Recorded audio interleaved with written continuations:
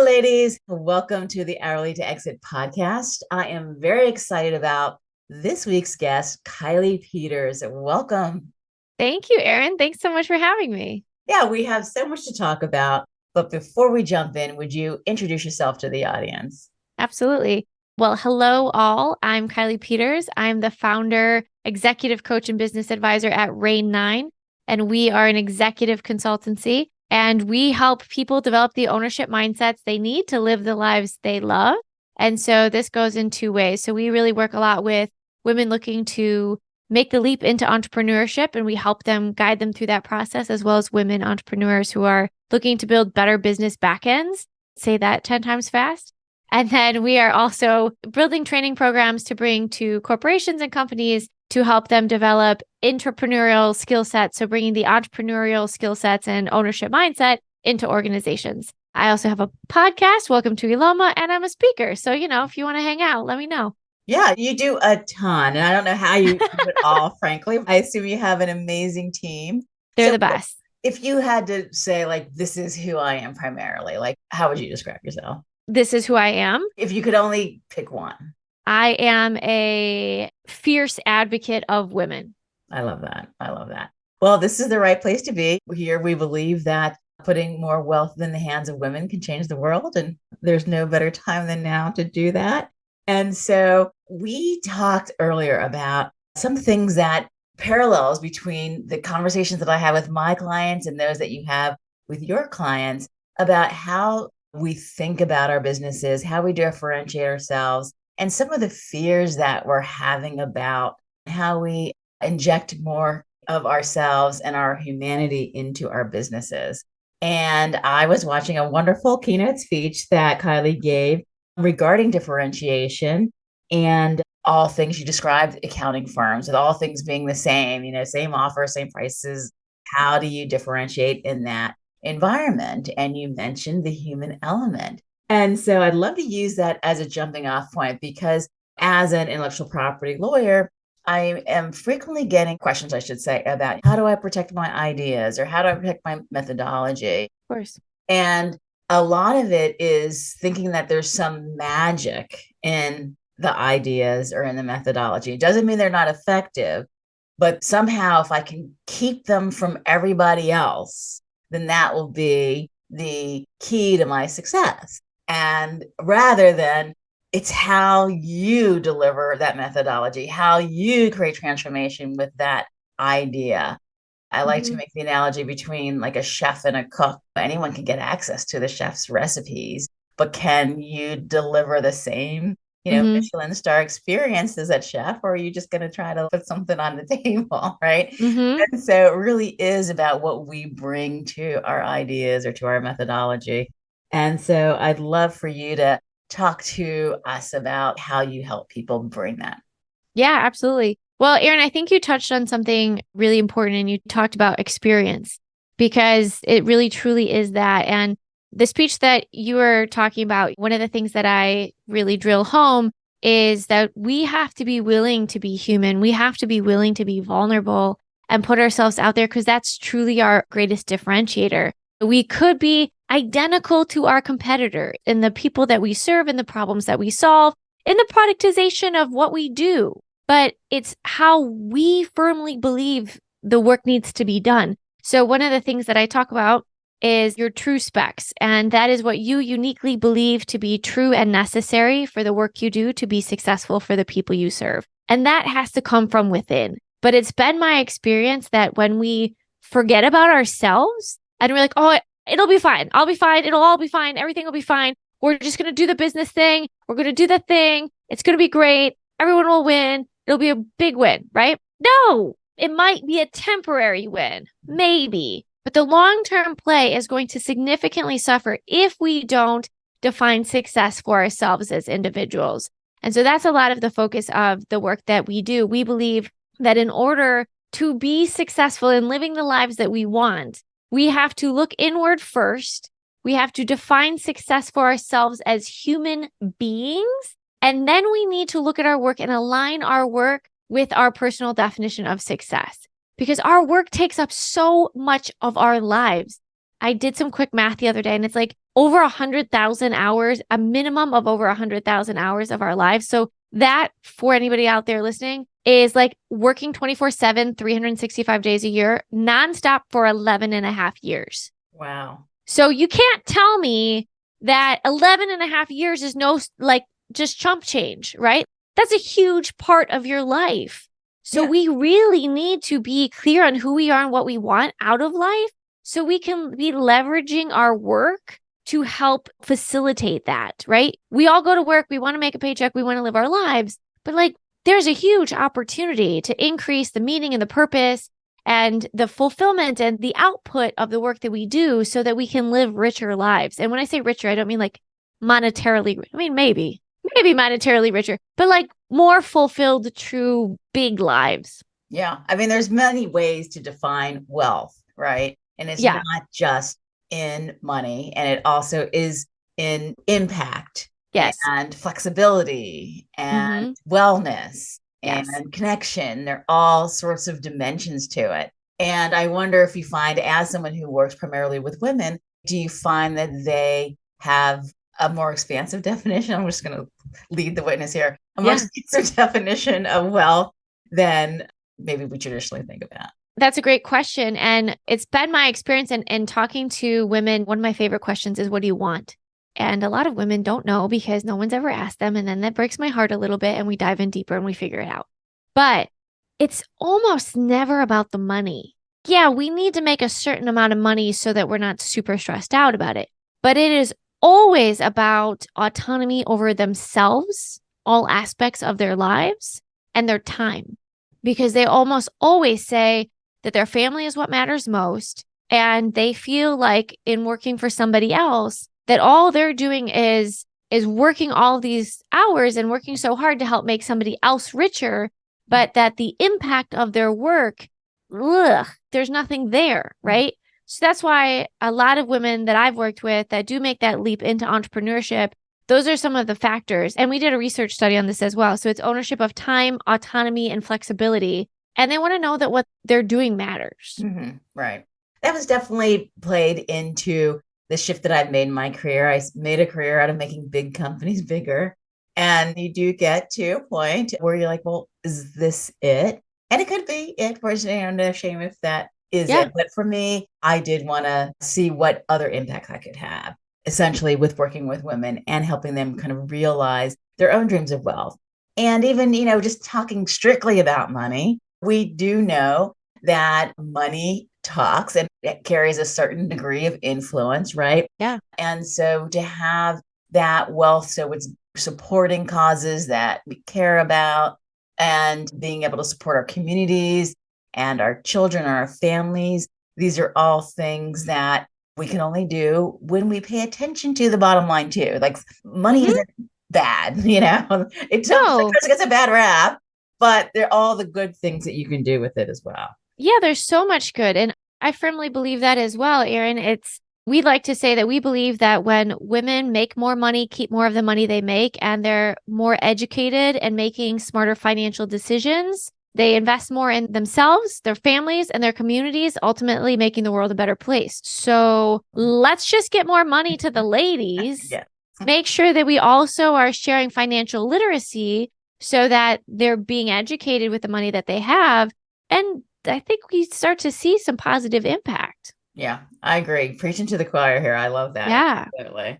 So how do your clients know they need you? Like, what are they experiencing? Yeah. Oh my gosh. So many things. Things that I hear all the time are, it's not working and I just don't know why. Or I'm stuck and I can't name it. Or I don't love my business anymore and I don't know what to do. I don't want to do this anymore. How do I get out? A whole lot of those things. It's Those a are lot pretty of broad questions. Yeah, I mean, they're big things, right? So a lot of the work that we do is helping people figure out what they want to do next and help them make that transition, especially in the world of entrepreneurship. And let me also just say, I love entrepreneurship and I'm totally biased towards it, but it's not the right path for everybody. And that's okay. Right. It's okay. If you're sitting here and listening and you're like, I hate entrepreneurship, that's never going to be me. That's okay. That's okay. Then I'm going to implore you to be an intrapreneur within whatever organization you are. Because either one means you have to adopt an ownership mindset And you have to take an ownership mindset over your life and your work because you spend so much of your life working. And if you're not taking ownership over it, then who is? Yeah. It reminds me of something I read recently. I don't read a ton of stuff about being a lawyer, honestly. Well, But I'm sure it's riveting. it is riveting. But there's been a lot of scholarship about lawyers, in-house lawyers in particular, becoming more executive focused and becoming kind of integrated as part of the executive team and not just kind of an afterthought, but how they bring more value to the table. And so they're increasing their own personal brand and learning how to become kind of an entrepreneur as a lawyer. And I think that is really important. And as certainly as the world becomes more intangible assets focused, lawyers become much more integrated. I mean, operations are essentially about intellectual property, a lot of them. I mean, that's where 90% of the value in the US is in intellectual assets. And so we have to step up to the plate and be business people within our companies, even as in-house counsel. Yeah, absolutely. There's a lot of opportunity there as well. Yeah, absolutely. And so when you work with them, I know that you've mentioned some programs. Do you do one-on-one, group, DIY? Like, how do you? How do we do it? Yeah. Yeah. Well, we've created a framework we call the DNA of success, the definition and alignment of success. And basically, we go through defining success for the individual first, and then we go through the same framework in aligning the business or the work that they do with that. So the 4 phases are purpose, defining your purpose, both as an individual and in your business or the work you do. Time and energy. How are you spending your time and energy? How should you be spending your time and energy? What problems should you be solving? And how do you go about it? Action, which is what do you want? And how are you going to make it happen on both sides? And then knowledge. What do you need and what do you need to know? And so we use this framework as a structure to do all of the work that we do. So we have done some one-on-one workshops. We're going to start petering that out a little bit. So if you're listening to this now and you really want a one-on-one, get in now because we're going to start pulling those back. But we've integrated this framework into a 21-week program that we call the Accelerator by Rayne IX. And this has everything I think that an entrepreneur needs to know to build a robust business. And when I say that, I mean, we talk about defining success. We talk about your business model. We talk about aligning the work you do. We talk about making sure that your business is working for you and that you can leverage it. Then we get into all of the tangible things like accounting and legal and marketing and sales and social media and tax strategy and leadership skills and exit strategy and financial planning and operations and automations and all these things. And they're all taught by expert women small business owners who own their own businesses. It's on-demand content, and then we have a live Q&A every week, so we can actually ask tailored questions towards whoever delivered that content. We have a digital community, et cetera. So we've built out all of that to support women entrepreneurs. We've also taken this framework and we've developed what we call the Make Business Personal Workshop. So we deliver a series of workshops to help people align their company culture with individual personal definitions of success. And then we're also utilizing this framework to inform a lot of the work we're doing with our entrepreneurial training program that we're bringing to corporations. So workshops, I take on a couple of one-on-one clients, as in like coaching, consulting type of engagements, but not many. The majority of it is the entrepreneurial training program, my speaking and workshops, and then we have the accelerator. Right. So to pull the curtain back on how you've developed your business, were you always an agency? Did you start with partners? Did you start as a soloist and then had to figure out how to build and scale? How did you do that? Well, let me back you up to another life that I lived. So I used to own a digital content marketing agency. So I ran an agency called Brainchild Studios for 6 years. And so that was very much an agency model. We had full-time employees, part-time employees, and contractors. And what I realized, I'll give you the Cliff Notes version of my learnings, because we could talk all day about that one. I thought I wanted to build a huge team. And turns out that it took me crashing and burning to realize I didn't want that. And I also went through the hard learning lessons of if you try to create custom deliverables for every single person, it makes it nearly impossible to function long term. And the profit margin is really tiny. And sometimes you end up paying them to do the work. So those are some of the big learnings I took from that life. And as I built Rayne IX, a couple of the things that I really wanted to focus on was I really wanted to focus on my IP. I wanted the whole company to build off of my brain because that's what people kept asking me for. But I needed to do it in a way that could authentically be my IP, but I wasn't the only person that could ever deliver it. And so that's why we've built out these programs in the way that we have so that I can still deliver that at scale. But I say that loosely because I'm not trying to do this to 15 million people. It's like scale for a boutique consultancy. And that being said, I have a couple of people that help me deliver some of the workshops. But I mean, right now we're a team of 3 client-facing individuals, and we've got a team of like 3 or 4 back-end people that help to keep everything running. And I like it that way. And if somebody else wants to build a giant company and team, like, great, good, you do that. Go get it, girl. I learned the hard way for myself that was just not what I wanted. And it was a hard learning lesson because so much of the information out there, especially for me at that time, and maybe I was just looking in the wrong places, who knows? But the definition of success was bigger, more, all of the things like bigger revenues, bigger clients, bigger teams, blah, blah, blah, blah, blah. Mm-hmm. And so that's what I was driving towards. And I crashed hard. And this is why I do the work I do now, because I realized, oh, I didn't actually want any of that. I wanted to be successful. And I thought that's what was being told to me was the definition of success.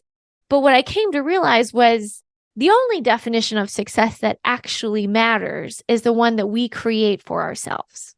Absolutely. Absolutely. I love that. Yeah, it'll probably be no surprise to you that as a lawyer, I have trouble with that very thing of standardizing services and not done. It's not easy. Everything. It's very hard to do. Yeah. And so I've always had kind of the instinct of not dabbling, which is good practice to not commit malpractice. To only kind of stay in the lane. Right? I would say so. Yeah, right. Yeah. But you can. I mean, people do have very broad practices. Like they'll have a business practice, and that is a lot of stuff. And they'll do that. But I've always gone like, this is what I do. I do commercial transactions, corporate commercial transactions. That's what I do. And, that are IP based. And I've always really resisted going outside of it. But even within that, there can be a lot.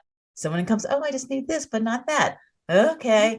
And so I'm struggling with that right now to kind of stake out my services and not deviate from them. Very hard to do. And the other thing I'm finding that is content, because I make a lot of content, and someone will say, oh, can you come do a guest in my mastermind? And I create something just for that. And I now have, 20 different library. A library of slightly tweaked presentations. And I'm like, okay. All right, Erin. I know. Can I give you some ideas? Can I toss some ideas out there? Please. Okay, here's a few starters. So in terms of your services, something to think about is create a menu. I don't know why I'm using this example, but like a hot dog. And you've got all the toppings you could put on it or not, right? You already know all those special things that people ask you. I bet if you were to go back and look at it, you'd say, these are the 4 or 5 things that 90% of people ask for.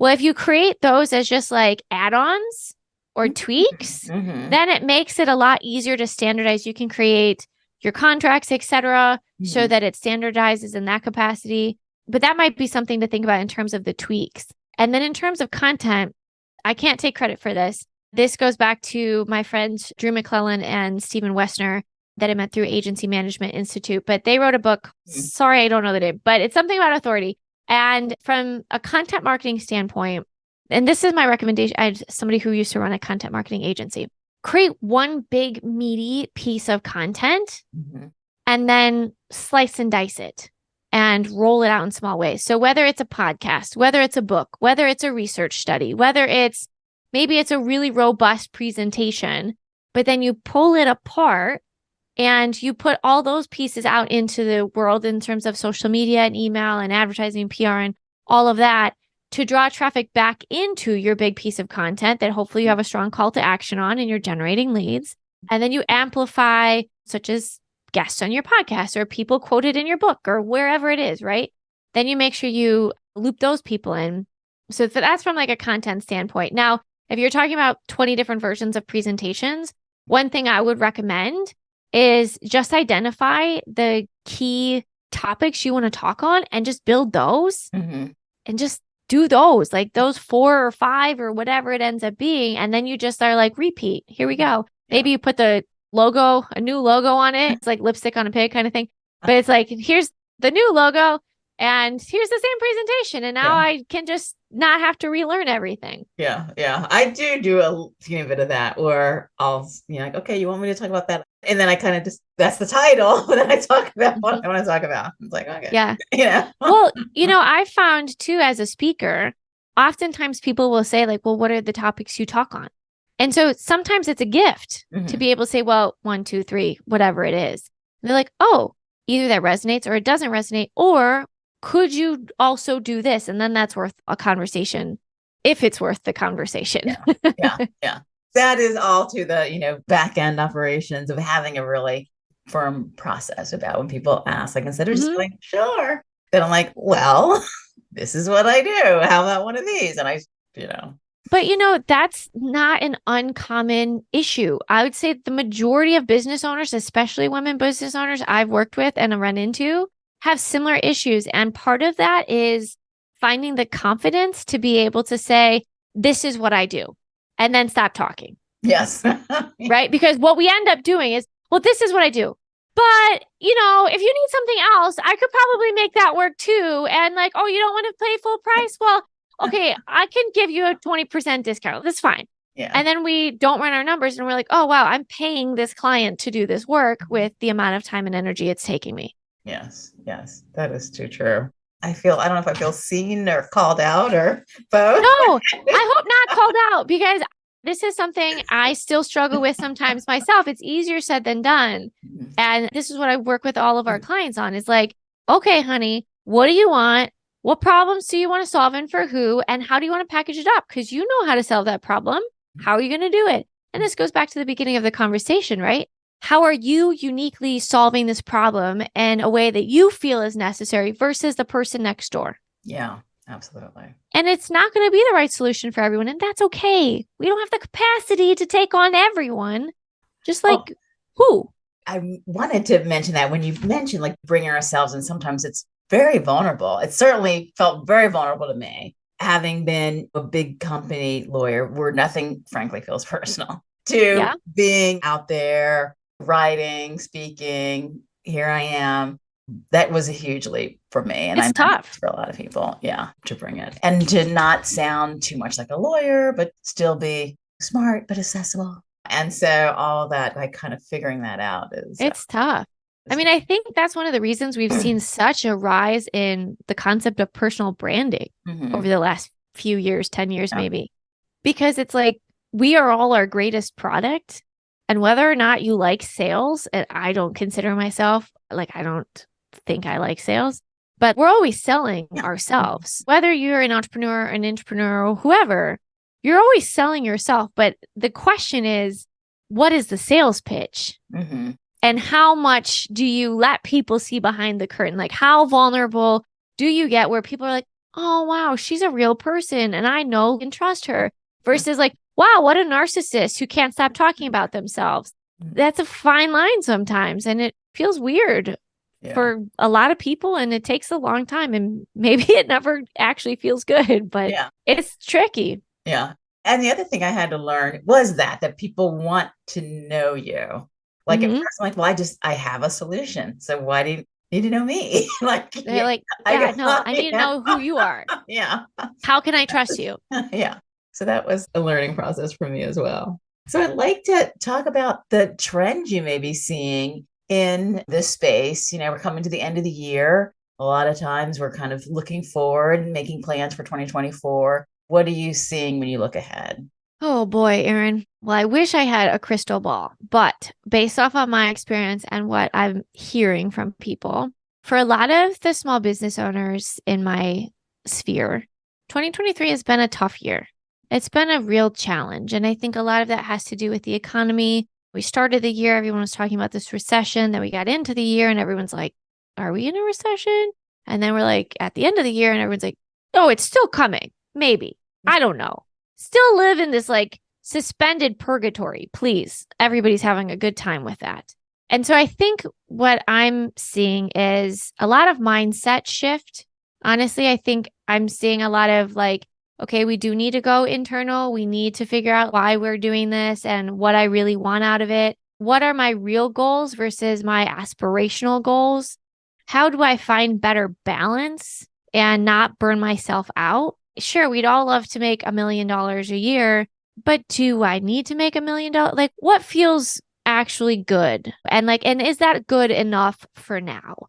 And not that I'm saying that I feel like people are getting complacent. I don't want to be confused for that. I'm seeing people just start to reflect more on what really matters and how to find better balance, integration, whatever word you want to use, to pave a more sustainable path towards those goals. Yeah, I agree. And I also think that with a younger generation, you're significantly younger than I am, that there is a little more balance that people are looking for. Like I'm a Gen Xer, and it was very much the kind of, I started my career in the 80s, or money was king, I think was that the term. And that this new wave of kids coming out of school, certainly, and who are absolutely seeking more balance in their lives.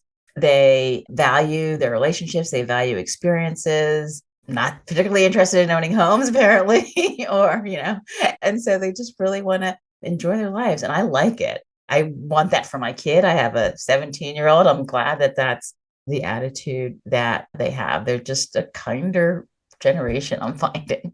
So yeah, I'm very happy about that. I hope for the next generation that they encounter less stress. Mm-hmm. Because I think I'm a millennial. Stereotypically, we look at boomers and we're in the same career for their whole lives. And then Gen X started to change things up. Millennials, we were like, wait, I have a lot of questions, right? Mm-hmm. We started questioning things. And then everyone's like, well, nobody ever stays at a job for more than a year now. And it's like, all right, be kind. We're all just trying to figure out what we're doing here. Hold tight. But I think there's been what are the right words? There's been some kind of corrupt pride that these generations, I feel, have taken in the amount of stress that they can manage, mm-hmm. especially when it comes to our careers. Mm-hmm.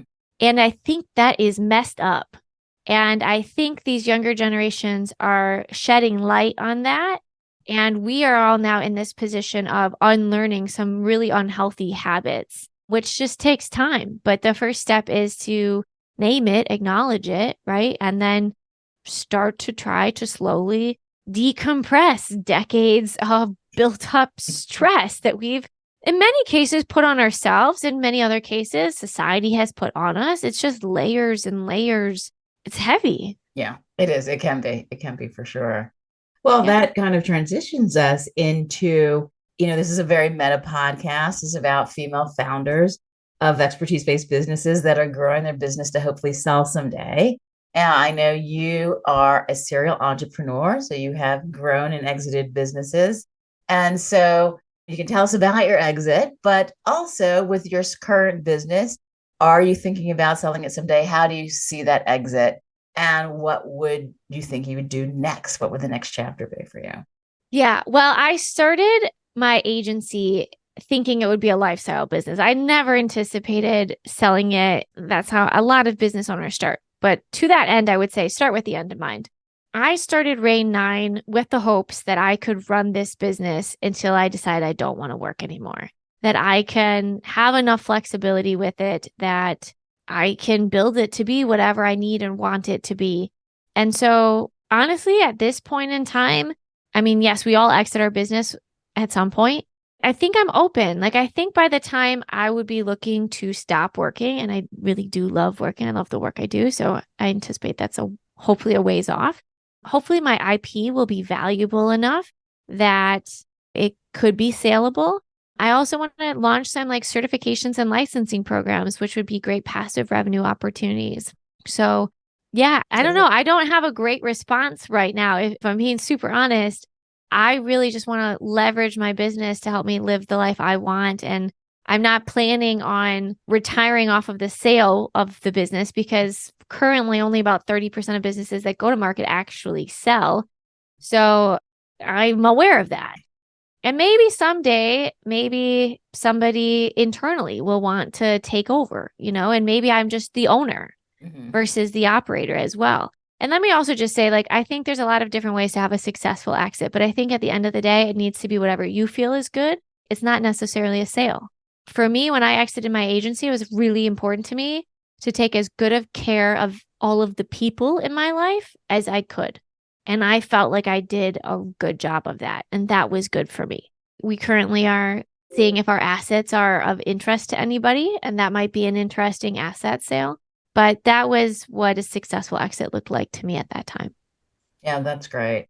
Yeah, I mean, I think a lot of people, if we're building businesses, assuming we're building businesses that are impact oriented, and we want to continue to make that impact, that's not heavy for us. And so long as in expertise, we're not literally carrying stuff, and so long as we are feeling good about it, we're making the impact that we want and we're being compensated for it. Is there this need to like get to 65 or whatever the number is and retire? It's just not. It's a different way of thinking about what the next stage will be. And if there's a natural breaking point, somebody else wants to incorporate you and you don't want to be an employee there, then there's another challenge to go on to use our talents to make an impact. So I like that. Think of it that way. I think what I should also add in is I think for me right now with Rayne IX, the way I think about an exit is more so my role in active execution. Because I like to think of myself as a thought leader. Like I want to keep speaking. I want to write books. I want to do all those things. And I know that the business sense is like, that's smarter to do under an LLC, right? There's just a lot of business case for that. So it's like, I just want to leverage my business to help me do all the things I want to do. And my role in the execution might exit at different stages and morph into something else. Yeah. Yeah. I like that. I think that's exactly right.